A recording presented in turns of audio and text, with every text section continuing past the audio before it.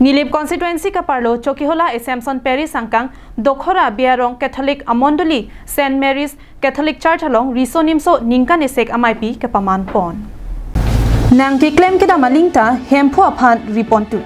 Sarlam Ingdeng pi ke thomangdeng so trok along pen mai pia thepi en ponsi preniphai ingor nerkep pen niphai thongkeba ni aparman Risonimso tung aphan thedunga jai mek deng pon. Preniphai ingor nerkep ni kangsam porphai isi apor adimaklong nang palisi porphai ke thom apor mai pia lama Diocesan Youth Director Reverend Father Nicholas Terang pen si ingthur ponlong. Labang so mai PSek Risonimso tumaphan lam ke than ki muma tumaphan ke phapona tumke Reverend Father Nicholas Terang, Reverend Father Jonathan Teron, Reverend Father Nelson Teron, Reverend Father Tobias Barwa, Reverend Father Anthony Intilapen Nisami Sister Immaculata Turkey atum hello. Mai pialong jesemet Risonimso akai kimi ke chokji dhorom kaching hon khai jutang jubat lapen monduli kalana sailong kachirabdun pen arna makamate monduli radaphan kirung dunangji ke Risonimso akai hutsi akinang sot nailo pusi lam ke than pona hut anta ke than pajirmi pon. Reverend Father Anthony Intipen jesemet arna mahukum kep isi pen kep an ke than pang tak ponsi arnam Risonimso tum a odadur ke me ponji aphan aning parung pon.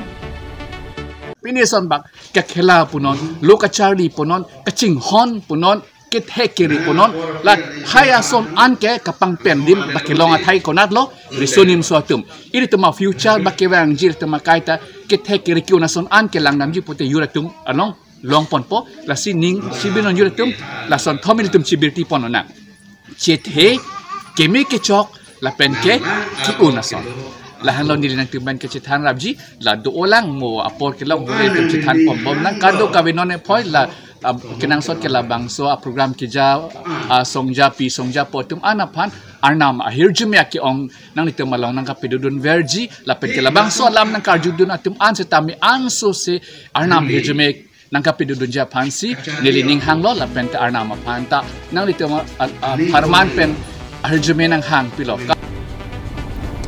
Kaddu kawe Risonimso atum bang pharo ke thomso se a Risonimso atum chetong ponsi aliralon pen mai pi paman pon pamelo.